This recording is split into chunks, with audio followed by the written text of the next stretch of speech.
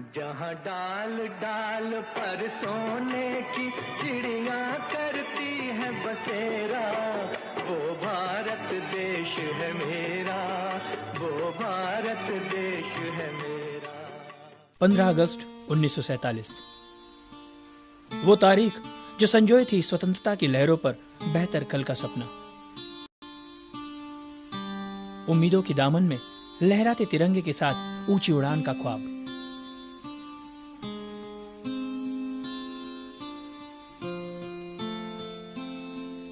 राष्ट्र स्वतंत्र हुआ, विकास के चक्र ने गति ली, लेकिन सभी समस्याओं का समाधान केवल अंग्रेज चले जाने से ही होगा, इस गलतफहमी में थे हम। स्वराज्य और सुराज्य के साथ संपूर्ण समाज को संगठित करके उसे एक सूत्र में बांधने की चुनौती हमारे सामने थी। जहां एक और भारत स्वतंत्रता की नई परिभाषाएं गढ़ रहा था, वहीं दूसरी ओर पड़ोसी कहलाने वाले चीन ने हमारी अखंडता पर हमला किया। युद्ध में न जाने कितने शहीद हुए, कितनों ने शौर्य की नई गाथाएं रची। चीन युद्ध में जो जवान अपंग हुए, उनकी संख्या इतनी बड़ी थी कि उनको कृत्रिम पैर बिठाकर खड़ा करने के लिए सरकारी यंत्रणा पर्याप्त नहीं थी। इन दिक्कतों से उबरने के लिए डॉक्टर सूरज प्रकाश और लाला हंसराज गुप्ता ने दिल्ली सिटीजन फोरम की स्थापना की। सेवा और सहयोग की मशाल सिर्फ दिल्ली नहीं, बल्कि भारत के कोने कोने में फैले। इस भाव के साथ 10 जुलाई 1963 को दिल्ली सिटीजन फोरम को एक नया नाम मिला और उदय हुआ भारत विकास परिषद का। अनेकता में एकता के भाव को समेटे राष्ट्र के सांस्कृतिक जागरण और संस्कारित पीढ़ी के निर्माण का एक मिशन है भारत विकास परिषद। दिए की रोशनी से भी रोशन होता है संसार। सहयोग की मशाल लिए समर्पण की भावना के साथ राष्ट्र के बेहतरी का प्रयास है भारत विकास परिषद। भारत विकास परिषद संपर्क, सहयोग, संस्कार, सेवा और समर्पण इन पंचसूत्रों पर कार्य करती है।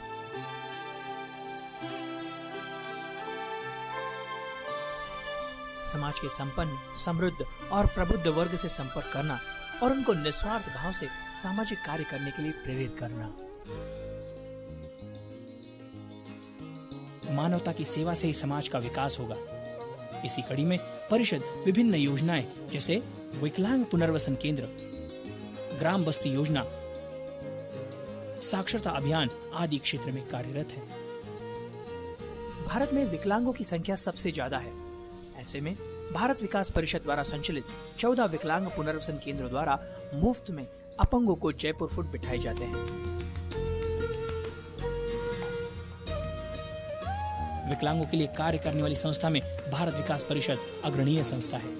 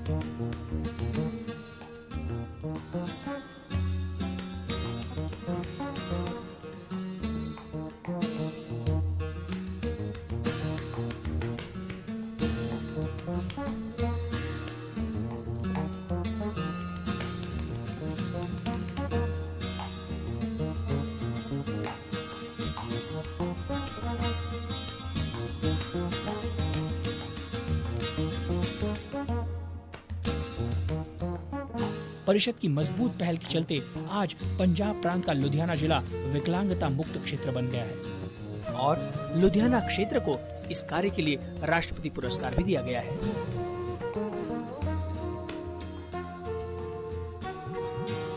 वृक्षारोपण और रक्तदान शिविरों का आयोजन परिषद के सभी शाखाओं में किया जाता है।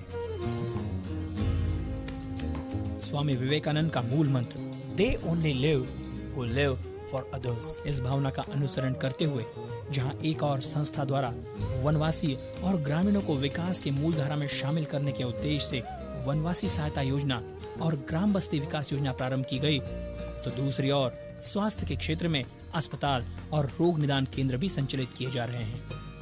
इसी संदर्भ में कोटा में एक अत्याधुनिक अस्पताल चलाया जाता है, जहां पर रोगियों को अत्याधुनिक सुविधाएं मुहैया की जाती है।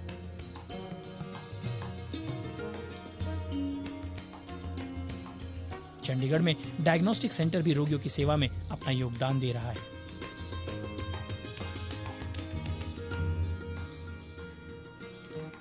भारत में संस्था की कार्यप्रणाली से अभिभूत होकर विदेशों में कार्यरत भारतीय भी संस्था से जुड़े हैं और आर्थिक सहयोग देकर इस पवित्र मिशन को एक नई गति दे रहे हैं।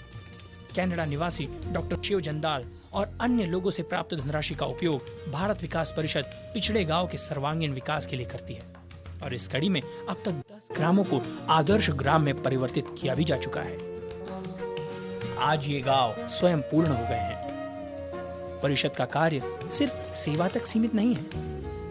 भारत विकास परिषद संस्कार के महत्व को भी बहुत बेहतरी से समझता है।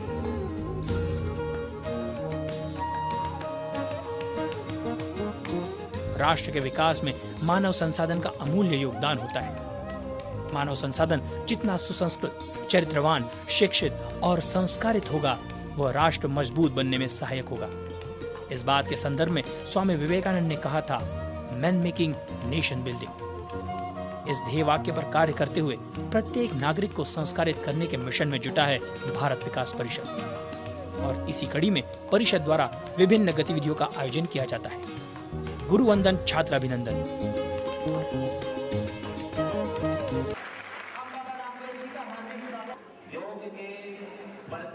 ज्ञानाति विविधा भाषा, ज्ञानाति विविधा कला, आत्मनं नेव ज्ञानाति यो न ज्ञानाति संस्कृतम।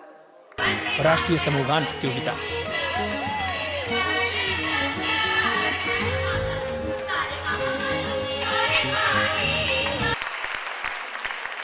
भारत को जानो प्रश्न मंजूषा। हिंदू मान्यता अनुसार भगवान श्री कृष्ण के शंख का क्या नाम था? पांचजन्य, बिल्कुल सही जवाब इन्होंने दिया। सेवा के साथ साथ संस्कार के क्षेत्र में कार्य करने वाली ये एकमात्र संस्था है। भारत विकास परिषद एक गैर राजनीतिक संस्था है। इसकी कार्य प्रणाली से अभिभूत होकर समाज की कई मान्यवर इस संस्था से जुड़ी हैं।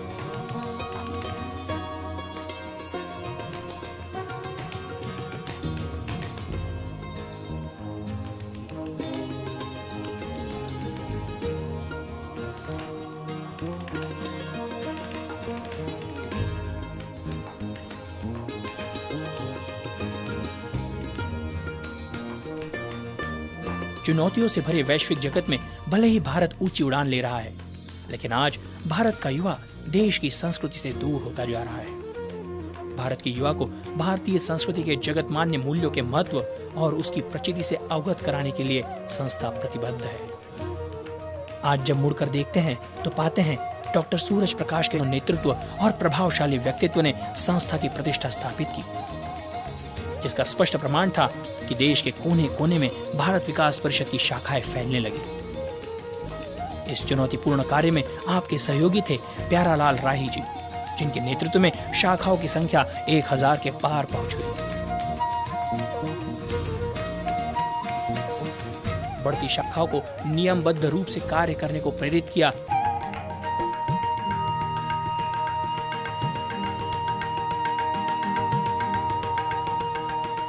इस पवित्र क्षण में हम प्रतिज्ञा करें कि मिलजुल कर, ज्यादा से ज्यादा समय देकर, परिषद के ढांचे में रहकर राष्ट्र निर्माण के सपने को मूर्त रूप लाने के लिए अविरत मेहनत करेंगे। इसी में हमारे जीवन की धन्यता है।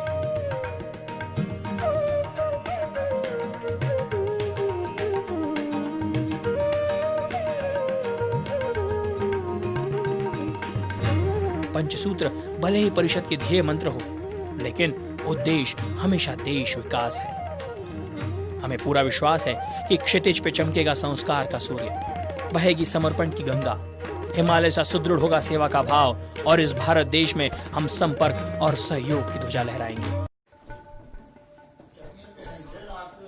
मैं ओम प्रकाश कानूनगो आप सभी को नमस्कार करता हूं, विशेषकर छात्रों को। आज ये गुरुवंदन छात्राभिनंदन का कार्यक्रम भारत विकास परिषद की एक ब्रांच ने रखा है। आप सब उसमें आए हैं, आपका स्वागत है। प्रिय छात्रों, ये कार्यक्रम आपको सफल देखना चाहते हैं, इसके लिए बनाया गया है। आपसे कुछ बातें शेयर करनी है। आप सफल होना चाहते हैं और उसके लिए मेहनत भी कर रहे हैं, लेकिन उसके बावजूद में भी कई लोग इसमें सफल नहीं हो पाते हैं। तो वो क्या चीज़ है जिसके कारण वो रह जाते हैं, वही बात आपसे शेयर करना चाहते हैं। हमने देखा है कि आदमी को लक भी होना जरूरी है, और आप सब जानते हैं। तो जब लक नहीं होता है तो आदमी सफल मेहनत करने के बावजूद भी नहीं हो पाता है। तो आप कैसे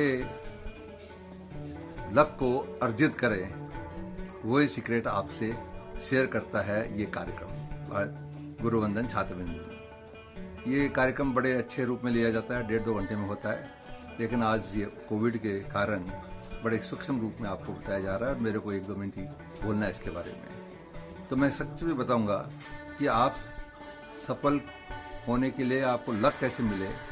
तो वो मिलेगा आपको आशीर्वाद और गुड विशेष। जो आशीर्वाद और गुड विशेष आपको बड़े लोगों से मिलते हैं, दोस्तों से मिलते हैं, परिवार वालों से मिलते हैं, वो आपको लक बनाता है। और विशेषकर आपके माता पिता और अध्यापकों का अगर वो मिलता है आपको ब्लेसिंग्स, तो उसमें 10 गुना से ज़्यादा ताकत हो जाती है। तो आप कोशिश कीजिए माता पिताओं और गुरुजनों का आशीर्वाद लेने का। जब भी मौका मिले, कोई भी मौका नहीं छोड़ें आप, और निस्वार्थ भावना से उनकी सेवा करें, उनके चरण छुएं, उनको प्रणाम करें सुबह शाम, तो वो आपको आशीर्वाद दे देते हैं। और ऐसे ही अध्यापकों से जब भी आप मिले और आप उनको नमस्ते कीजिए, जब भी मिले उनका आदर कीजिए, उनका सम्मान कीजिए, उनकी बातों को मानिए। वो आपको जीरो से हीरो बनाते हैं। उनके अच्छे स्टूडेंट आप बन जाते हैं, तो आप पे वो पूरा आशीर्वाद बिखेर देते हैं, और वही आशीर्वाद आपका लक बनाता है। तो मैं आशा करता हूँ कि आप सभी लोगों को खूब आशीर्वाद मिलेगा। आप उन दोनों की खूब सेवा करेंगे, खूब आदर देंगे और निस्वार्थ भाव से उनका आशीर्वाद ले पाएंगे। धन्यवाद। गुरुवंदन छात्र अभिनंदन। भारत विकास परिषद के इस प्रकल्प का मुख्य उद्देश्य बालक बालिकाओं के मन में अपने माता पिता और गुरुओं यानी अध्यापकों के प्रति आदर और सम्मान का भाव उत्पन्न कराना है, जिनका आशीष उन्हें अपने जीवन में सफलता के मार्ग पर अग्रसर करता रहता है। गुरुवंदन। इस गुरुवंदन में समस्त छात्र अपने गुरुजनों के चरण को स्पर्श कर उनका सम्मान करते हैं और आशीर्वाद प्राप्त करते हैं। छात्र अभिनंदन।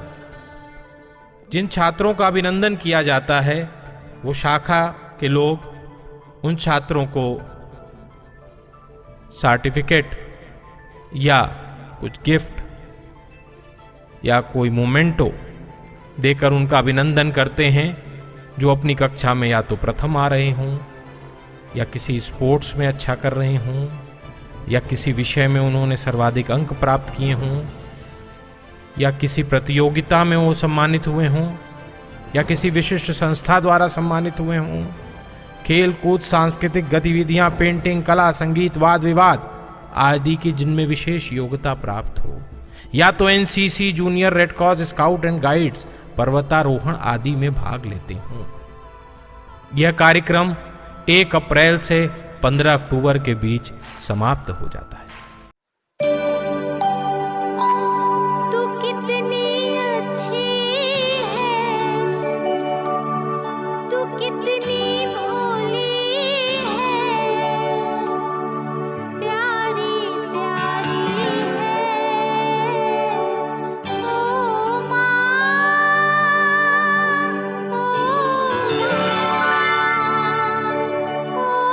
माँ, ओ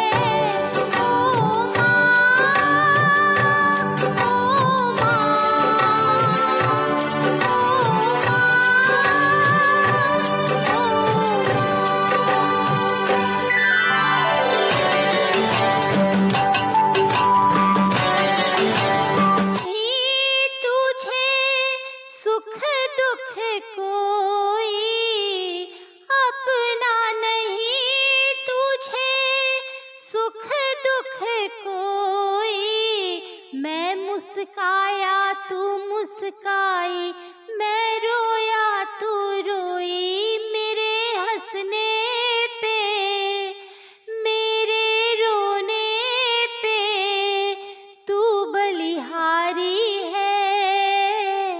ओ माँ, ओ माँ, ओ माँ, ओ माँ। नमस्कार। गुरु पूर्णिमा के अवसर पर सभी शिक्षकों को मेरा प्रणाम, विद्यार्थियों को खूब खूब प्यार। मेरा नाम निशा बटेजा है। मैं भारत विकास परिषद से कुछ सालों से जुड़ी हुई हूँ। उसके लिए हम GVCA गुरु वंदन छात्र अभिनंदन का प्रोग्राम करते हैं। वैसे तो ये प्रोग्राम हम स्कूल जाकर रूबरू होकर छात्रों से करते हैं, लेकिन चूँकि लॉकडाउन का टाइम है तो ये हम अभी ऑनलाइन करने जा रहे हैं। मैं आपको एक गुरु और एक शिष्य की स्टोरी सुनाने जा रही हूँ, जिससे उनके रिलेशन और उनमें आस्था, गुरु में क्या आस्था है आपकी, वो पता चलती है। एक राजा की बेटी थी, वो मंदिर में बैठी थी। एक ठग आया, उसने सोचा क्यों ना आज इस राजा की बेटी को ठगा जाए। तो उसने उसको कहा कि क्या पुत्री तुम मुझे पानी पिला दोगी? तो उसने कहा हाँ, मैं आपको पानी देती हूँ। वो पानी लेके आती है तो ठग उसको बोलता है क्या तुमने गुरु दक्षिणा ली है? अगर ली है तभी मैं तुम्हारे हाथ से पानी पीऊँगा, वरना नहीं पीऊँगा। तो उसने कहा नहीं, मैंने दीक्षा तो नहीं ली। तो वो कहता है ठीक है, इससे पहले तुम्हें दीक्षा लेनी पड़ेगी, फिर मैं तुम्हारे हाथ से पानी पीऊँगा। तो उसने हाथ जोड़ के बोला ठीक है, मुझे मंजूर है, मैं दीक्षा लेने के लिए तैयार हूँ। ठग ने दिमाग में लगाया कि अगर मैं यहाँ पे इससे ठगूंगा सामान तो सबकी नज़र में आ जाऊँगा। तो उसने उसको बोला कि हमें इसके लिए थोड़ा दूर जंगल में जाना होगा। तो उसने उसको अपना गुरु माना था, तो वो उसका कहना मान के उसके पीछे पीछे जंगल तक चली गई। जंगल में उस ठग ने क्या किया, उसको बोलता है कि तुझे मैं यहाँ पेड़ से बांधूंगा, तुझे ये सब अपने गहने और सब अपना हार श्रृंगार उतार कर मुझे देना होगा, सौंपना होगा। तो 12 घंटे के बाद मैं आकर के तुझे खोलूँगा तो तेरी दीक्षा पूरी हो जाएगी। तो उसने वैसा ही किया। उसने उसको पेड़ के साथ बांध दिया। उसने उसके गहने वगैरह उतार के वो लेकर के चला गया। राजा की पुत्री थी। पूरे राज्य में हड़कंप मच गया कि वो पुत्री मिल नहीं रही है। उसको ढूंढते ढूंढते राजा के सैनिक जंगल तक पहुंच गए। जंगल में जब उन्होंने देखा कि उनकी लड़की वहाँ बंधी पड़ी है तो वो उसे खोलने लगे। तो उसने बोला नहीं, मेरे गुरु ही आके मुझे खोल लेंगे। वो बहुत परेशान होने लगे। तो उन्होंने राजा को संदेश भेजा कि ऐसे ऐसे पुत्री तो मिल गई है, लेकिन वो आने को तैयार नहीं है। राजा समाचार सुन के राजा भी जंगल में पहुंचा। उसने भी वहाँ जाके बोला कि पुत्री वो ठग था, वो चला गया, वो तुझे ठग के चला गया, तू चल घर। वो कहती नहीं पिताजी, मेरे गुरुजी ने मुझे बोला है कि 12 घंटे के बाद वो आके मुझे खोलेंगे, तभी मेरी दीक्षा पूरी होगी और तभी वो मेरे हाथ से पानी पिएंगे। वो पुत्री नहीं मानी। भगवान सब देख रहे थे ऊपर से। तो अब बहुत दुविधा की घड़ी आ गई, क्योंकि उसको ना भूखी प्यासी वो पेड़ के साथ बंधी हुई थी। भगवान भी नीचे आ गए। उन्होंने भी उससे खोलने के लिए बोला गया। तो उसने भगवान को भी नमस्कार करते हुए बोला कि जब तक मेरे गुरु मुझे नहीं खोलते तब तक मैं मतलब मुझे कोई और नहीं खोल पाएगा। अब भगवान ने सोचा कि अब कुछ ना कुछ तो करना पड़ेगा। तो फिर उन्होंने उस ठग को अपना तरीके से संदेश दिया कि जाके जंगल में उसको खोलो, वो तुम्हारा इंतज़ार कर रही है। सभी देवी देवता नीचे धरती लोक पे आए, उस लड़की को मनाया, राजकुमारी को मनाया। लेकिन उसके मन का दृढ़ निश्चय था कि मेरे गुरु ही मुझे खोलेंगे और कोई मुझे नहीं खोलेगा। वो ठग तक बात पहुंची तो वो ठग को आना पड़ा। जैसे ही वो आया तो उसको उसने खोला तो उसने उनके चरण नवाए। लड़की ने उस ठग के पैर छुए तो ठग ने कहा कि भगवान खुद सामने खड़े हैं और तू उनके पैर छू मेरे, मैं तो एक चोर उचक्का ठग हूँ, मेरे पैर क्यों छू रही है।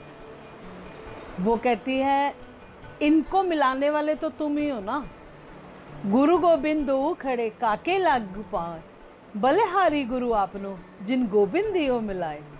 मतलब ये है गुरु और भगवान स्वयं, गुरु और गोविंद दोनों खड़े हैं, किसके पैर लागू।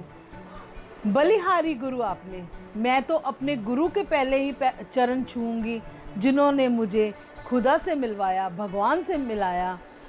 तो बात का सार ये है कि आप हमेशा निश्चय रखिए, अपने गुरु में विश्वास रखिए, वही आपका बेड़ा पार करेंगे। जो शिक्षा आपको अपने गुरु से मिलती है उसको ग्रहण कीजिए, ध्यान से सुनिए, भले ही वो शिक्षक स्कूल के हों, भले ही वो आपके गुरु क्यों ना हो। तो आज के लिए मेरी इस बात को मैं यहीं विराम देती हूँ। आपको फिर एक बार बहुत बहुत गुरु पूर्णिमा की शुभकामनाएं। नमस्कार। ये कहानी है जिसका नाम है गुरु का स्थान। कहानी एक राजा और उनके गुरु के बारे में है। एक राजा था, उसे पढ़ने लिखने का बहुत शौक था। एक बार उसने मंत्री परिषद के माध्यम से अपने लिए एक शिक्षक की व्यवस्था की। शिक्षक राजा को पढ़ाने के लिए आने लगे। राजा को शिक्षा ग्रहण करते हुए कई महीने बीत गए, मगर राजा को कोई लाभ नहीं हुआ। गुरु तो रोज खूब मेहनत करते थे, परंतु राजा को उस शिक्षा का कोई फायदा नहीं हो रहा था। राजा बड़े परेशान थे। गुरु की प्रतिभा और योग्यता पर सवाल उठाना भी गलत था, क्योंकि वो एक बहुत ही प्रसिद्ध और योग्य गुरु थे। आखिर में एक दिन रानी ने राजा को सलाह दी।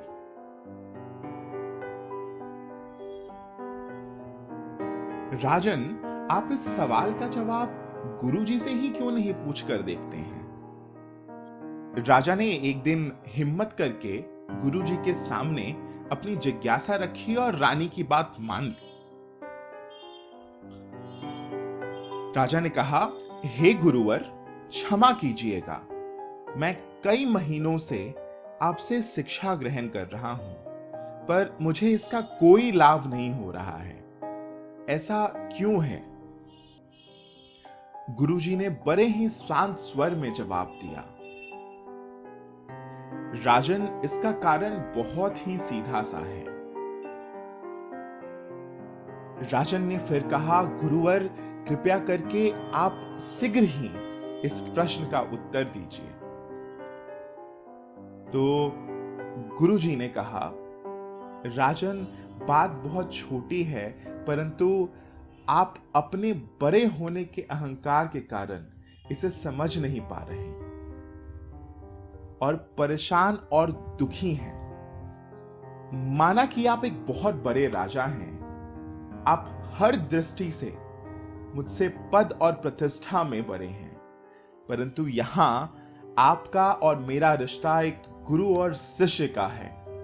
गुरु होने के नाते मेरा स्थान आपसे उच्च होना चाहिए, परंतु आप स्वयं ऊंचे सिंहासन पर बैठते हैं और मुझे अपने से नीचे के आसन पर बैठाते हैं। बस यही एक कारण है जिससे आपको ना तो कोई शिक्षा प्राप्त हो रही है और ना ही कोई ज्ञान मिल रहा है। आपके राजा होने के कारण मैं आपसे यह बात नहीं कह पा रहा था। कल से अगर आप मुझे उच्च स्थान पर बैठाएं और स्वयं नीचे बैठें, तो कोई कारण नहीं है कि आप शिक्षा प्राप्त ना कर पाएं। राजा की समझ में सारी बात आ गई और उसने तुरंत अपनी गलती को स्वीकारा और गुरुवर से उच्च शिक्षा प्राप्त की। आइए देखते हैं दोस्तों, यहां इस कहानी का सार क्या है। यहां अस्थान का अर्थ सिर्फ ऊंचा या नीचा बैठने से नहीं है। इसका सही अर्थ है कि हम अपने मन में गुरु को क्या स्थान दे रहे हैं। अगर हम अपने गुरु या शिक्षक के प्रति हे भावना रखते हैं तो हमें उसकी योग्यता एवं अच्छाइयों का कोई लाभ नहीं मिलने वाला। और अगर हम उनका आदर करेंगे, उन्हें महत्व देंगे, तो उनका आशीर्वाद हमें सहज ही प्राप्त होगा। तो मनुष्य के जीवन में गुरु का बहुत महत्वपूर्ण स्थान है, जिनसे हमें जिंदगी में बहुत कुछ सीखने का मौका मिलता है और उससे हम एक अपनी जिंदगी में उचित स्थान प्राप्त करते हैं। गुरु पूर्णिमा के अवसर पर तमाम गुरुजनों को मेरा शत शत नमन। गुरुओं ने लाइफ में, जीवन में बहुत कुछ सिखाया है। जब हम लोग पढ़ते थे, पढ़ाई करते थे, तब गुरुओं के प्रति कुछ और भावनाएं होती थी। तब वो सख्ती करते थे, पढ़ाने के लिए दबाव डालते थे। वो एक्चुअली में हम लोगों को घड़ते थे, तराशना चाहते थे। मैं अपनी बात नहीं कर रहा, सभी बच्चों की बात कर रहा हूँ, चाहे वो आज के बच्चे हैं। गुरुजन बच्चों को अच्छी शिक्षा देने के लिए सख्ती से पेश आते हैं, पढ़ाई के लिए बोलते हैं, तो विद्यार्थियों को अच्छा नहीं लगता। जबकि सच्चाई ये है, जीवन में कुछ बनने के लिए कुछ खोना भी पड़ता है, तराशने के लिए तपना पड़ता है। मेरी आज सभी विद्यार्थियों को एक छोटी सी गुजारिश है, अपने गुरुजनों का आदर करें, सम्मान करें, उसी से ही वह जीवन में कुछ ना कुछ आप लोग बन पाओगे। एक छोटी सी कहानी के साथ मैं शुरुआत करता हूँ। एक मूर्तिकार था, मूर्तियाँ बनाता था। उसको एक भगवान की मूर्ति बनाने का ऑर्डर मिला। वो 2 पत्थर लेके आया और उसने पहले पत्थर पे अपना काम शुरू किया। छेनी चलाई, हथौड़ी चलाई। पत्थर में भी भावना होती है, कहते हैं पत्थर को भी दर्द होता है। तो पत्थर चिल्लाया। वो छेनी हथौड़ी चलाता थोड़ा रुक गया। तो मूर्तिकार ने पूछा, हाँ भाई पत्थर बोल, क्या समस्या है? तो पत्थर ने कहा, मत करो, मेरे को दर्द होता है, आप छेनी मुझ पे मत चलाओ। तो मूर्तिकार ने उस पत्थर को छोड़ दिया। चूँकि वो 2 पत्थर लेके आया था और उसने दूसरे पत्थर पे अपना काम शुरू किया। मूर्तिकार बड़ा हुनर वाला था, उसने शानदार मूर्ति बनाई। मूर्ति लेने वो लोग आए जिन लोगों का ऑर्डर था, मंदिर में मूर्ति लगाई जानी थी। तो मूर्ति देख के वो बहुत खुश हुए, मूर्ति की पेमेंट की और लेके जाने लगे। और जाते जाते उनकी नज़र उस पत्थर पे पड़ी और उन्होंने बोला, ये पत्थर भी हमें दे दो, ये भी हम साथ लेके जाएंगे। मूर्तिकार ने कहा, ये तो पत्थर है, ये आपके किस काम का है, इसको क्यों लेके जा रहे हो? तो उन लोगों ने कहा, मंदिर में हम ये मूर्ति लगाएंगे और लोग देवी की आराधना करने आएंगे तो नारियल का प्रसाद लाएंगे और इस पत्थर पे वो अपना नारियल फोड़ेंगे। अब भाग्य देखिए, 2 पत्थरों में से एक मंदिर में पूजा जाने लायक बन गया, क्योंकि उस पर मूर्तिकार ने काम किया, छेनी हथौड़ी से वार किए। शुरुआती दौर में उसने 6 महीने 8 महीने जब मूर्ति बनने के प्रोसेस में थी, तो उस मूर्ति ने दर्द सहन किया। और जो पत्थर दर्द नहीं सहन कर पाया, उसको अब जीवन भर दर्द सहन करना पड़ेगा। लोग मंदिर में आएंगे, मूर्ति को नमन करेंगे और जो अपना नारियल लाए हैं साथ प्रसाद के रूप में, वो उस पत्थर पे फटाक जय माता दी बोल के वो सारी उम्र चलता रहेगा। तो विद्यार्थियों, कहने का मतलब ये है, जब तक आप पढ़ते हो, स्टडी करते हो, अध्यापक, टीचर, गुरुजन जो आप पे मेहनत करते हैं, आप उनको सुनो अच्छे से और उसको पॉजिटिव वे में लो और अपनी पढ़ाई पे या जो भी आप चीज़ सीख रहे हो उस पे ध्यान दो, तो लाइफ में आप कुछ बन जाओगे। नहीं तो उस पत्थर की तरह पूरी ज़िंदगी दर्द सहना पड़ेगा। कम समय के लिए दर्द सहना अच्छा है। धन्यवाद।